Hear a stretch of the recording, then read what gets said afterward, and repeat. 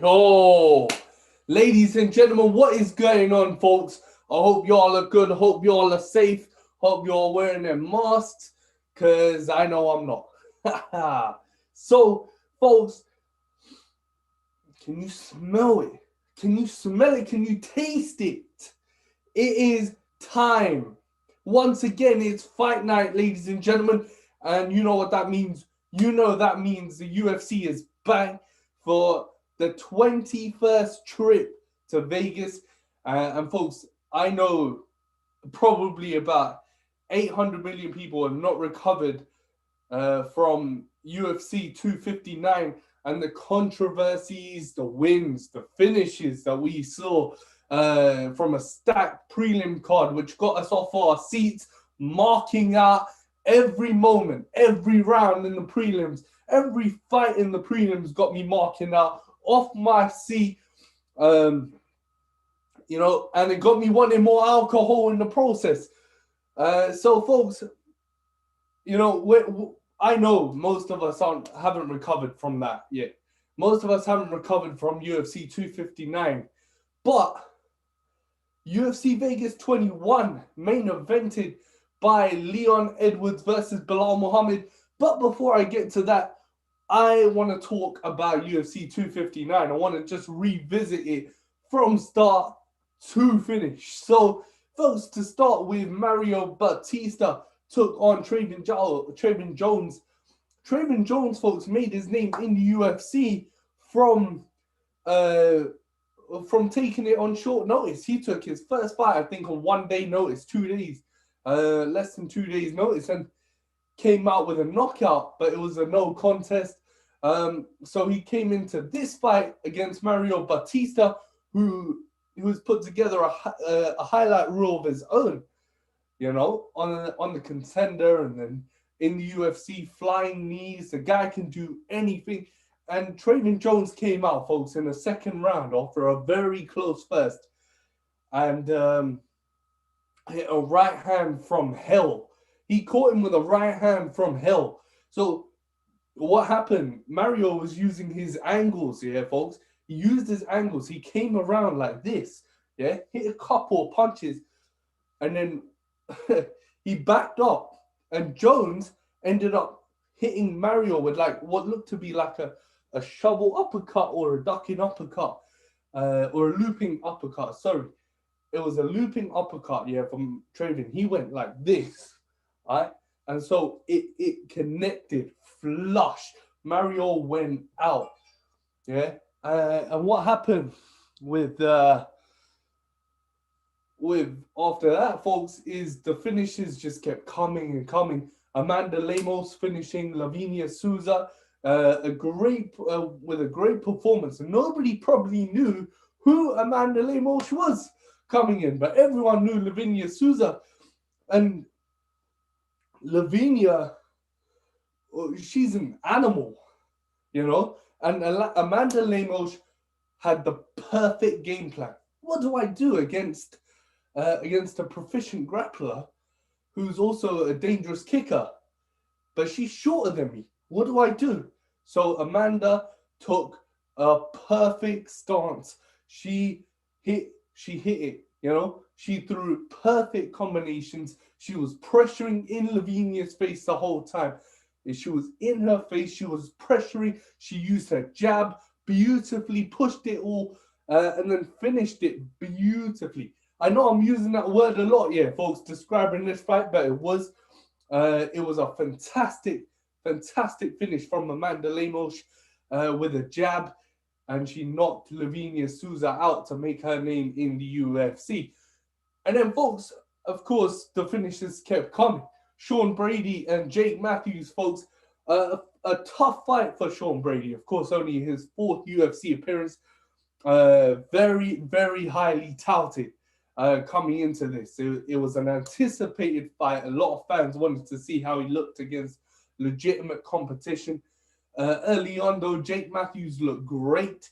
He was feinting his jab, connecting with big overhand rights. And that combination started to work for Jake a lot until Sean Brady got the first takedown. Sean's wrestling, folks, is amazing. He's so fast. He's so quick on the entry. His double leg was picture perfect. That double leg takedown that he hit, his first takedown was picture perfect, right distance and so explosive. And then after that, folks, once Sean Brady started to get into his flow and started getting Jake down to the ground, he started getting comfortable on the feet. His inside and outside leg kicks started to work. So he backed Jake up a lot. And that made Sean Brady a lot more confident. He is a very confident guy, folks, once he starts going in the later rounds. And then, so that was a very, very, very tough fight. And then the prelims kicked off with Joseph Benavidez, folks, of course, long-time number 2 flyweight, a flyweight pioneer, if you wish, alongside Demetrius Johnson and John Moraga, all those guys. And then, folks, he came in against a hugely hyped momentum builder scratch that. He's not hugely hyped, all right? He's not hugely hyped. Maybe I'm just saying that because, he's 12-0. Askarov, yeah, folks, 12-0. This guy, folks, has really, if you look at his resume, he's been doing it sort of under the radar, you know what I mean? The draw with Brandon Moreno in his UFC debut. Who draws with Brandon Moreno in the UFC's debut? Bro, he is an amazing fighter. And I think this past weekend we saw his well-roundedness, his full display of mixed martial arts in action, folks. We saw his striking, how he used his reach. So he was actually using his reach so well, you know? And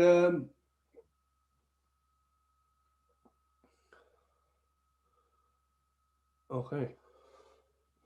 Dang.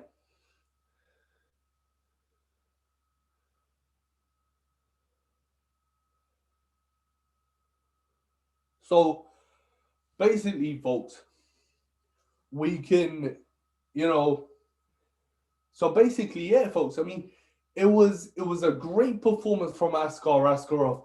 He had a fantastic game plan to use his reach. Don't let Joseph Benavidez come inside, and that's what Askarov did so well. He did exactly what he went in there to do. He dominated the stand-up. He dominated Joseph Benavidez on the ground, and not many people can actually say they've done that to Joe B1 Kenobi. It is a very, very, very stacked flyweight division, folks. And with Tim Elliott against Jordan Espinoza, who the hell could forget that? Especially after talking shit in the third round, Tim Elliott calling Jordan a fucking woman beater and shit. And then in his interview, he said that, I got sent a video over Snapchat, over Facebook. It was a clip from Snapchat of a woman with marks on her neck from Jordan Espinoza. I don't know, man. You know what I mean? You can't really judge anything until you get to know the actual story. You know what I'm saying? And I just think, really, man, I think it's a fucking fights should not go like that. Yeah, folks. Fights should not be personal like that, in that manner. Fights do get personal, but that's only when there's a grudge between the two fighters. For Tim Elliott, he didn't have a grudge against Jordan Espinoza. He didn't have a grudge against Jordan Espinoza, folks. He got sent a video on Facebook, and he got angry because of that, because he has a 5-year-old daughter, which is understood. All right? But I don't think it's true. I know Jordan Espinoza's team. I've talked to him over Instagram and asked him, folks, if he wants to appear on Real Talk. So, the our Real Talk podcast. So you know what, folks? I don't think Jordan Espinosa is a woman beater. I think Tim Elliott should chill, and he did. It was a great performance, to be honest, by Tim Elliott. Vintage Tim Elliott performance. But yeah, it kind of got overshadowed by that conversation. But it was a great performance nonetheless by awkward Tim Elliott. Now, and then that flyweight division, folks, that just adds fuel to the fire. You could put, Tim Elliott against Askarov, or you can give Askarov the next championship shot. You got Matt Schnell fighting Alex Perez. You got the rematch between Davison Figueiredo and Thingy Majid, Brandon Moreno. Yeah, folks, it was a great night for flyweights. Kai Kara France, of course, a win over Rogerio Bontorin with a huge, vicious knockout. Maybe Kai Kara France faces Tim Elliott next. Who knows? And then, folks, of course, we had the debut of City Kickboxing's very own Carlos Ulberg. He faced off against a fellow young sensation in Kennedy Nzechukwu. Yeah, so what happened here, folks, is I was very impressed with Carlos Ulberg. Very impressed. I'm sure a lot of people were impressed by Ulberg in this fight. I'm sure that when, we look at the fight as a whole, Carlos was impressive. A lot of people knew he was impressive. If you see the fight, folks, you'll probably see he's impressive. If you've already seen the fight, you'll be like, yeah, Carlos was putting on a display. But, and there is always a but, which leads to the loss. And that's what happened to Carlos Ulberg. The but for Ulberg was that he used all of his energy, yeah, folks, so early on in that first round that when Kennedy started to punch back, Carlos couldn't go at the same speed as he was going, off the bat in the fight. So when Carlos was throwing it all, he was pushing it, he was throwing it, swinging his arms like baseball bats, knees, elbows. The guy was a full plethora of striking arsenal, but Kennedy came forward 6'5" and went like this, bah bah, yeah. Those little simple left hand combinations, they were landing, bro. Those left hands were landing, and Carlos Ulberg couldn't move as fast as he could have at the beginning, and so it cost him, But that doesn't mean Carlos Ulberg is a bad fighter. It just means 5 professional fights. Yeah, folks, against a guy like Kennedy with 13, 14 professional fights that he has. It just means that it leaves room for Carlos Ulberg to grow. And there is no shame in losing your UFC debut.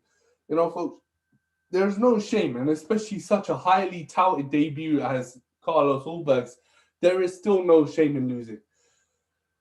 And it doesn't mean that he's not going to be a future champion in the future, It's just, like Israel Adesanya said, if you want to jump off the hype train, jump off, And I will touch on Israel Adesanya versus Jan Blachowicz in a bit. So, folks, after Joseph Benavidez and after Carlos Ulberg, we saw, and after Tim Elliott took on Jordan Espinosa, we saw the return of Dominic Cruz, folks, against Casey Kenny to main event our prelims.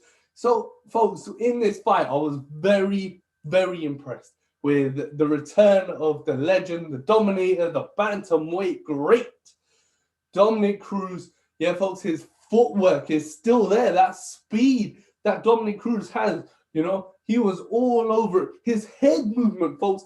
If you look at some of the exchanges that Dominic was on the end of, his head movement was still there. He was ducking. He was throwing those leading shots that he does, and he was doing that so well. It's like he hadn't missed a beat. He's only 35 years old. He's 36 years old. He's not old at all, bro. And what that's done for Dominic Cruz, I think like Daniel Cormier said and Joe Rogan said, he doesn't have many miles on him. It's only his 9th UFC appearance, and I don't remember too many fights where it's been non-title for Dominic Cruz. I know the first fight with Uriah Faber was probably for the Bantamweight Championship where Dominic got guillotined. And then after that, I only remember Dominic in championship fights. But it shows that D. Cruz is one of the best minds in the game. And when he is called upon to go at it, he went at it with one of the best young stars at 135 pounds in Casey Kenny. Big, strong young man. He is still only in his late 20s. And what Casey Kenny did to Dominic Cruz, he hurt him, folks, on a couple of exchanges. He was timing his movement in that second, third round. Casey Kenny, I think, in the third round, I think he slowed down. Dominic Cruz kind of slowed down too, but they were going at it, folks, slugging back and forth. Boom, bam, yeah? You want to see this with your sound on. I was also impressed, folks, also on the prelims. I was also impressed. One fight that just came back to my mind. Kyler Phillips, yeah, folks. Kyler Phillips took on Song Yadong. It was Song's return to the octagon, folks, after injury, and or maybe after COVID, I think. I don't know what happened to Song that we haven't seen him in a while, but yeah, folks, it was a great showing by the tough veteran Kyler Phillips. He's been on the Contender, been on the Ultimate Fighter. He's been there with some of the toughest guys at 135 pounds, and he's made big on those opportunities. And he did not disappoint, folks. He lived up to his Instagram handle, his nickname, The Matrix, KY Matrix on Instagram, folks. But yeah, Kyler Phillips, folks, is so charismatic. He is so unpredictable, so dynamic. As well as being smart, he still throws very unpredictable strikes. He is a very good fighter, folks. A technical martial artist, well-rounded. You saw him mix up his wrestling later in that fight. You saw him, though, first up, leading with his kicks. He opened up big with a front kick and then the spinning back kick to the body. He landed that twice, 3 times, and then he hurt Song with a head kick, and then he landed another one, I remember, later in the fight, and when Song was against the cage, he landed a head kick and then a spin kick to the body. It was a beautiful performance from Kyler Phillips. Later in the fight, Song started to press, but with Song here, folks, what I thought was, if you watch the fight and you watch how many of Song's punches actually connect, look at how many punches actually connected and look how many punches hit thin air, like this. This is what Song was doing. So he was walking him down, yeah, going like this, yeah, and none of it was connecting, at least not to my knowledge, If you watch the fight, folks, look at it. Look at how Song throws his punches. Look at how many actually connect on Kyler Phillips. And then, folks, as we move to the main card, a lot of criticism went into the Alexander Rakic and Thiago Santos fight. Now, folks, in this fight, I of course, I published. I'm not sure, folks, if you've seen it yet. I haven't put it up on Instagram or Twitter, but it is live to read on MMAReloaded.co.uk. My new edition of the blog, 2 cents, on MMA Reloaded website. Yeah, folks, MMAReloaded.co.uk. And of course, what I mentioned, folks, is I touched on this right now.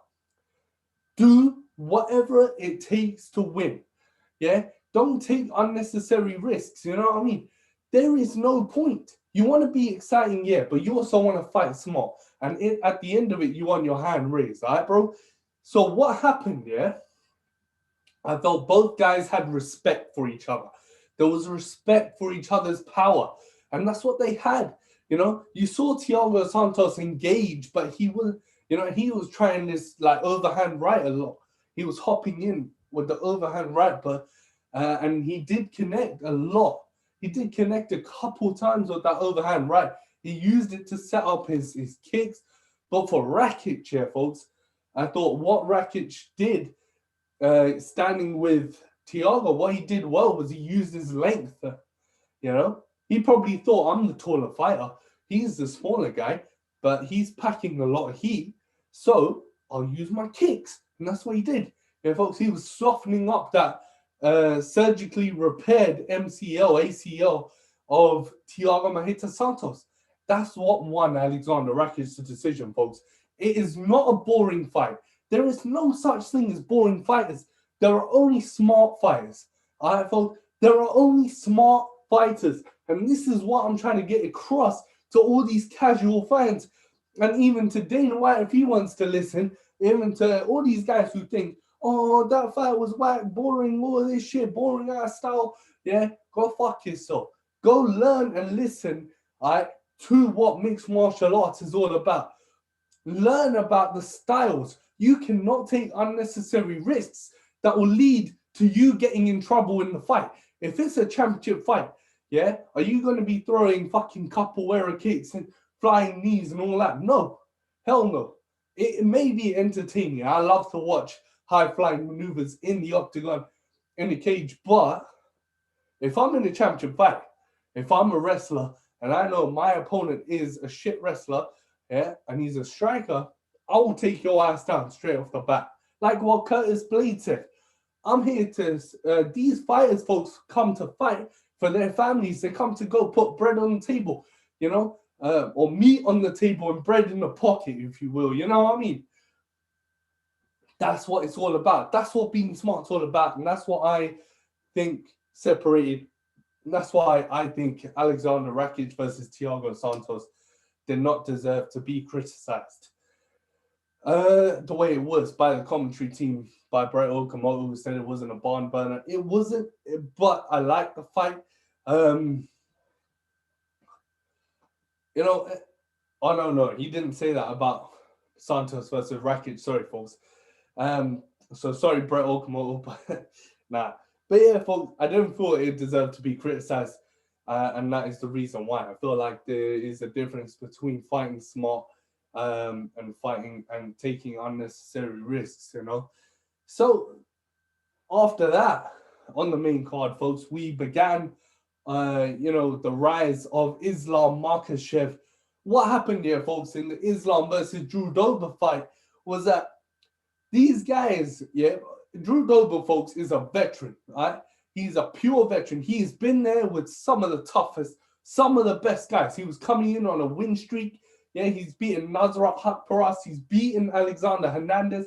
Those caliber guys, yeah, came in on a win streak. Had a great start to the fight. You know, he was pressing the pace, he was putting pressure on Islam Makhachev. But as soon as Islam got him down, yeah, you could count to 50, and Drew Dober was not getting up. Yeah, folks.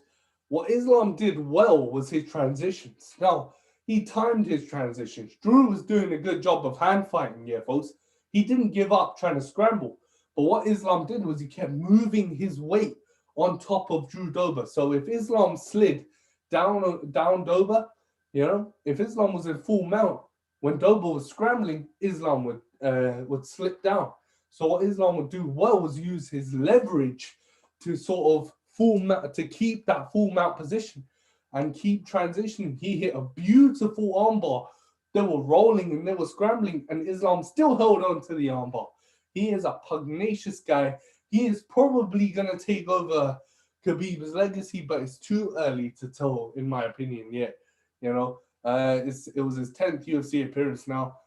And I do honestly think that, you know, later on, we may see Islam Makhachev take over that Khabib role in the lightweight division. He wants Tony Ferguson next, folks. Will the UFC give him Tony? Yes, I do not see the reason why they shouldn't.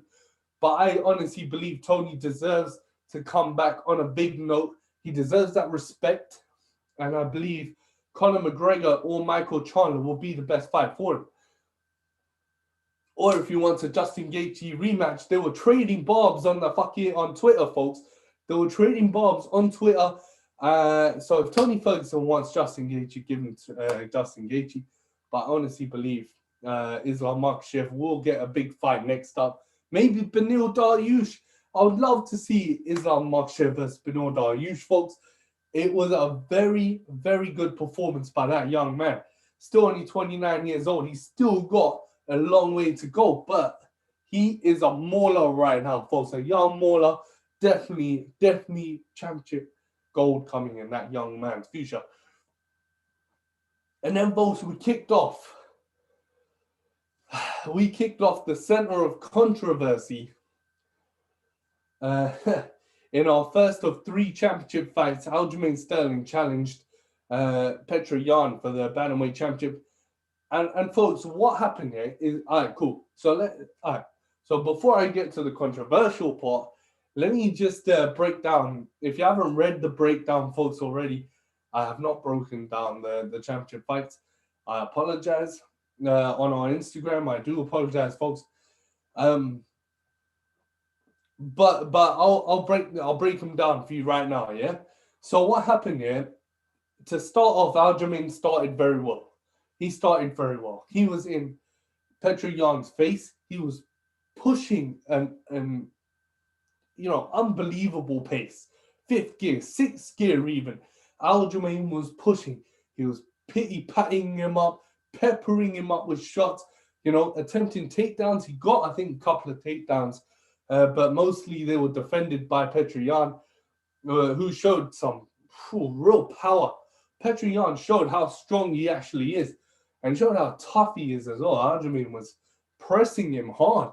And what Yan did was Yan started to come back. Yan dumped Aljamain, folks, with a couple of big takedowns. Yan dumped him with a couple of huge takedowns. He was running away with, with it. He came back into his flow. Aljamain came as well on the feet. But Yan was very surprising to me in that fight. I'm very impressed with Aljamain Sterling. Yeah, folks, he is championship caliber. But how did it end? That's what everyone wants to talk about. How did it end? What, and it's like the Tim Elliott versus Jordan Espinosa fight, right? Controversy overshadows the actual action in the cage itself. So what happened? Well, sorry, Aljamain was on his knee, right? So he was down.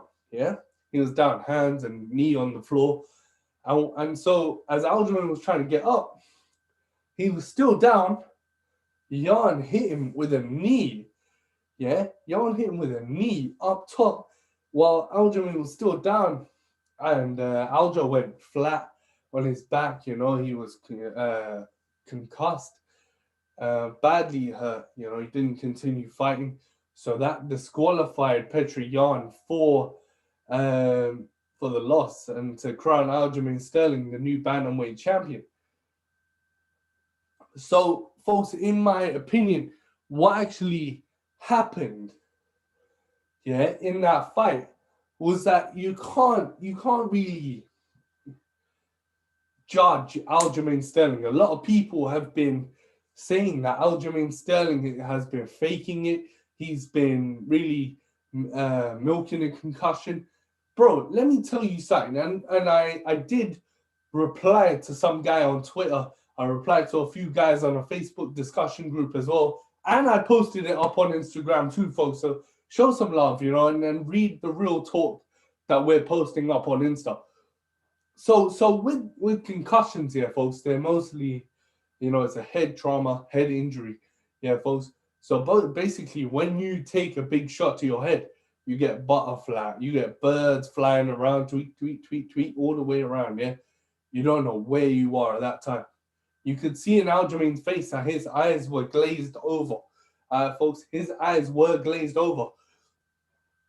And when he was glazed over, he was down on the floor. All right, but that doesn't mean you can't speak. It makes it difficult for you to walk because you're dizzy. Yeah, and Aljamain had help getting out of the cage, but it doesn't mean you can't speak. And he did conduct an interview with Joe Rogan. So all respect to Aljamain Sterling. That guy has been waiting for the championship shot for a long time. It got postponed, before. It got postponed before till now.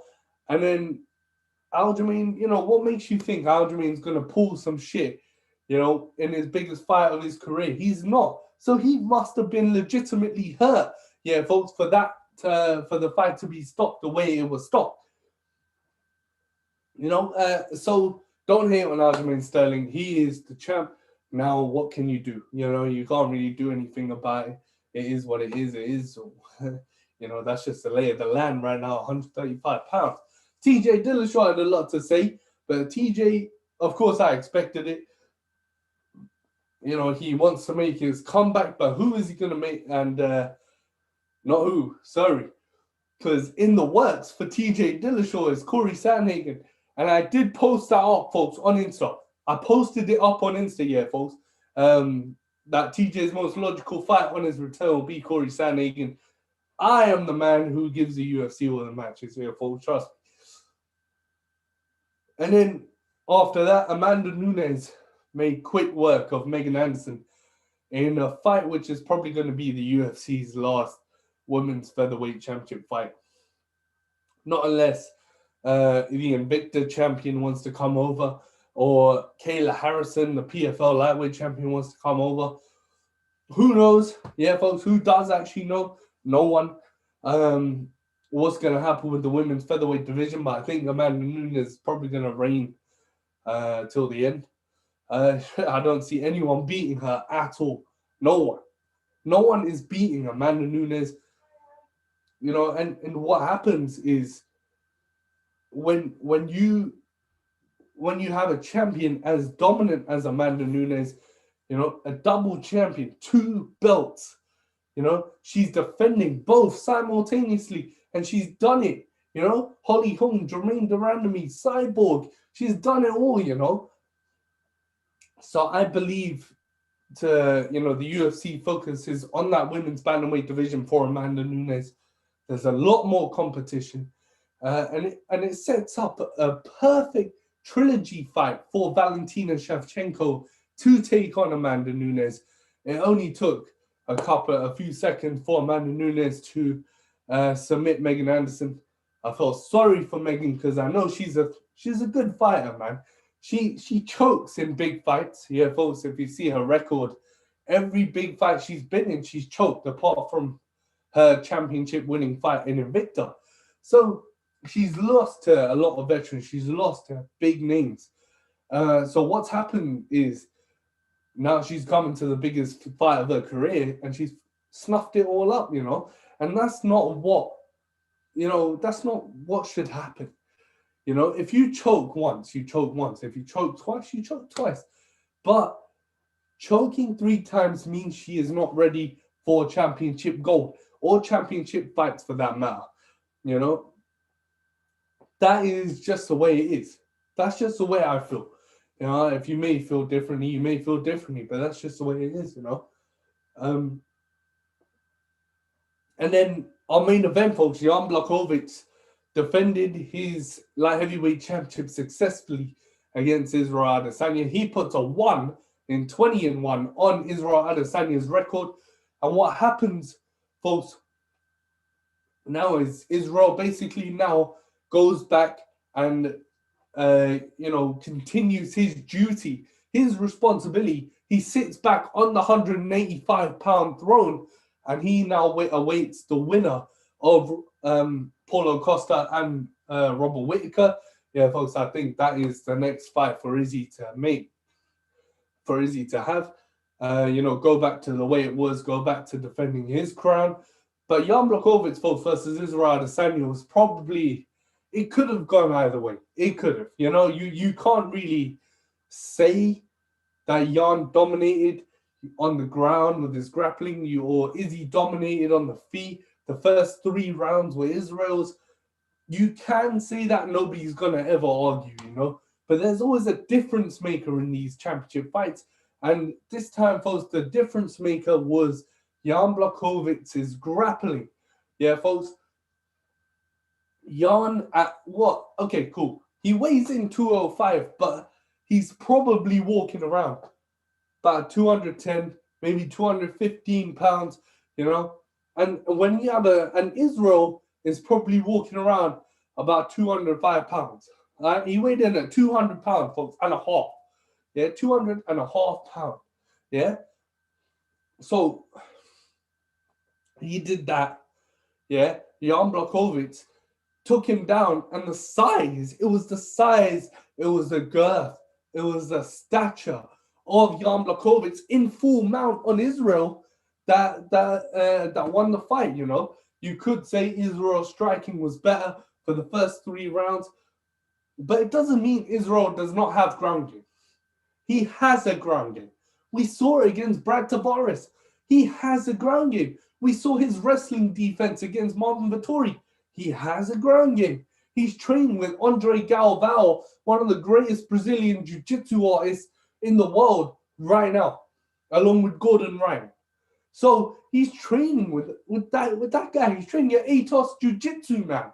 You can't bag on Israel's ground game when he's fighting a black belt in Brazilian Jiu-Jitsu, 220 pounds of Jan Blachowicz.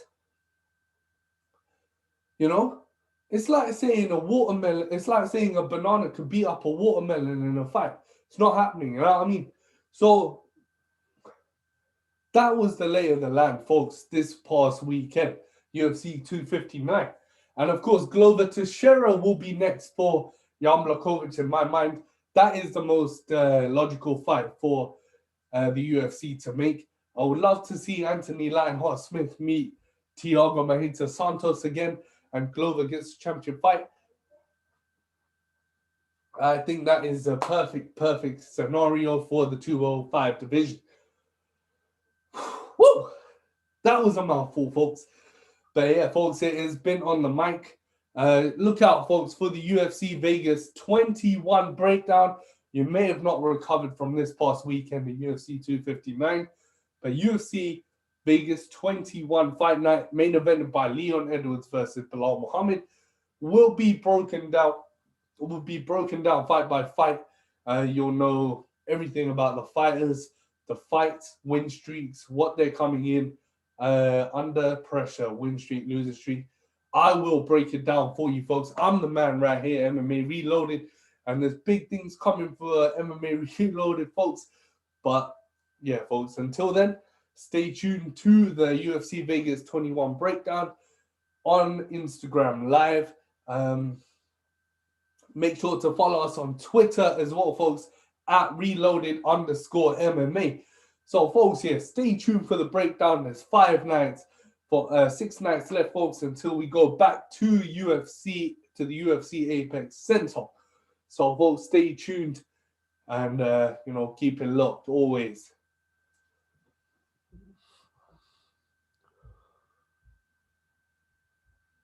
Trying to end it.